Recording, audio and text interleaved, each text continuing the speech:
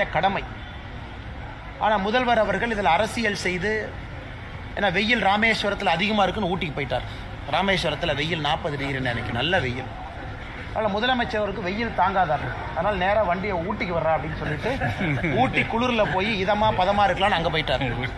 அதனால் இதை பாரதிய ஜனதா கட்சி நாங்கள் வன்மையாக கண்டிக்கின்றோம். ஏன்னா முதல்வர் தன்னுடைய கடமையை செய்ய இன்று தவறிவிட்டார். பிரதமருக்கு அவர் அந்த மரியாதையை கொடுத்திருக்கணும். நம்முடைய தமிழ்நாட்டிற்கு வந்த பிரதமர் தமிழக மக்களுக்காக இந்த பணிகளை செய்வதற்காக வந்திருக்கக்கூடிய பிரதமரை நம்முடைய முதல்வர் அவர்கள் அவமானப்படுத்தியிருக்கிறார். அதற்கு நம்முடைய முதல்வர் அவர்கள் மன்னிப்பு கேட்கணும், தமிழக மக்கள்கிட்ட மன்னிப்பு கேட்கணும். இது முதல். இரண்டாவது, ஊட்டியில் போய் உட்கார்ந்துட்டு அங்கிருந்து அரசியல் பேசுறார். என்ன அரசியல்?